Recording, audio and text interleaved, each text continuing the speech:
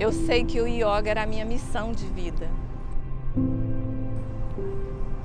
E eu precisei adoecer para encontrar a minha missão de vida. E eu comecei a estudar aqueles livros para tentar me entender porque o meu corpo produzia o medo. Por que eu tinha medo de pegar um metrô, um elevador? Por que eu tinha medo de andar de avião? Por que eu me engasgava comendo? Por que eu não dormia direito? E eu fui lendo e fui entendendo porque eu vivia como que se eu dirigisse um carro acelerando direto. E naquela palestra, ele falou coisas assim pontuais para mim. Ali foi um divisor de águas. Aquilo que eu achava ser problema, na verdade não era problema. Na minha cabeça era.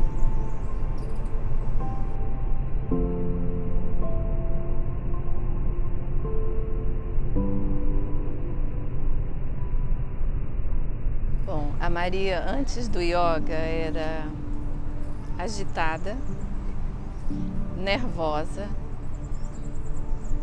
queria sempre ser o centro das atenções, achava que só eu tinha problemas, os meus problemas eram os importantes, extremamente egocêntrica, 2 filhos, marido, casa, trabalho, correndo muito, já acordava ligada a 1000 por hora,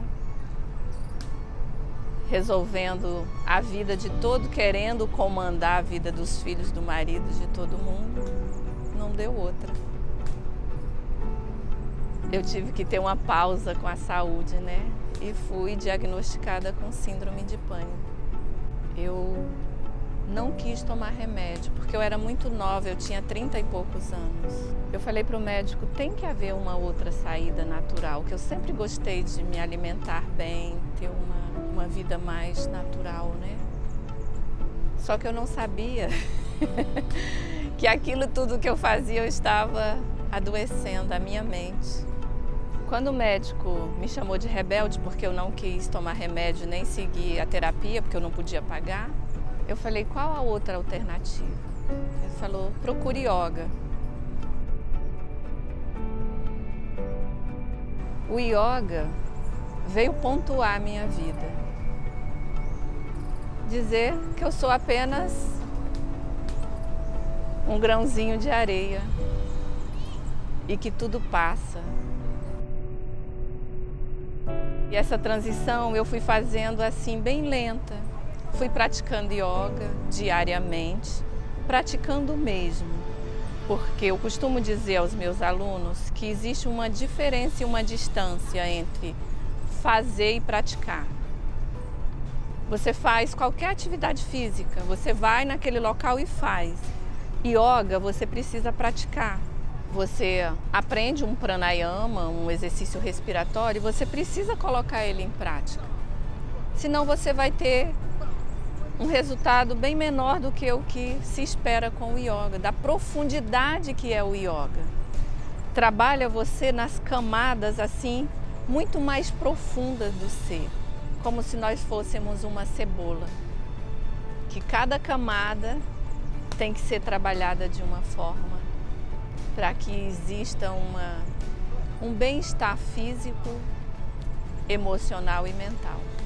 E a Maria não é só uma professora de yoga, ela é uma pessoa assim maravilhosa, porque ela se doa inteiramente, né? Ela emana amor. Eu acho que é a melhor descrição da Maria, essa. Ela tem um amor dentro dela, que ela quer ajudar todo mundo, que ela quer fazer o bem. A Maria é muito atenciosa, muito cuidadosa e está sempre assim, ela tá os mínimos detalhes, não é só a aula, né? Mas é algo além disso, de ela poder estar sempre vendo que a gente está precisando de um pensamento, de uma meditação, uma aula específica, né? E há uma coisa muito interessante. Quando o aluno chega para fazer aula, eu percebo a fisionomia, como eu tinha uma fisionomia fechada, dura, sabe? E de repente, com 1 mês de aula, 3 meses de aula, eu percebo uma mudança na fisionomia.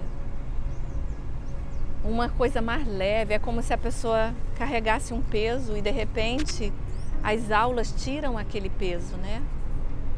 É bem interessante. Então eu já tive relatos de pessoas que não dormiam bem por vários questionamentos, passaram a dormir melhor.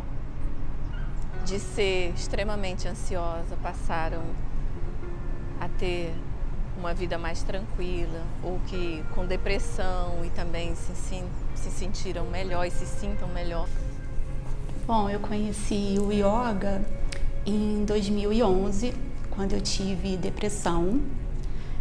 Ajudou com que eu tivesse forças para lutar contra a depressão, além do tratamento que eu já fazia. E ela sempre me acolheu muito bem, ela conhece as minhas dificuldades e estamos sempre trocando essa energia. Ela me ajudou em outros momentos, coisas pessoais pelas quais eu passei, então eu sou muito grata a ela e ao yoga. Durante esse período da pandemia, ela foi muito importante para mim e eu só tenho a agradecer. Uma das várias coisas que eu tive de benefício com yoga, além da própria depressão, é que eu tenho um problema na córnea. E através dos exercícios de Trattak, que é yoga para os olhos, eu tive uma melhora significativa. Meu oftalmologista falou nas últimas consultas, porque é um problema que as células vão morrendo com o tempo e eu poderia ficar cega daqui a alguns anos. Então eu falei, será que o yoga ajudou? Porque os exercícios forçam bastante. Ele falou, com certeza. Então é mais um benefício que eu tive. E eu tenho um carinho muito especial por cada história, sabe? Cada aluno que chega, de casais que começa a fazer aula e depois, Maria, olha, agora estamos mais assim, mais pacientes. E isso é o reconhecimento, né? É a afirmação de que você está fazendo a coisa certa, de estar instruindo da forma que o yoga nos instrui, né? Para finalizar, eu digo a você, procure yoga. Pode ser que você não se identifique com alguma linha do yoga e tá tudo bem. Busca outra, faz com outros professores, encontra o yoga que te preenche, porque o yoga é a forma de trazer você para dentro. Então a gente já começa a aula pedindo para o aluno fechar os olhos, se perceber.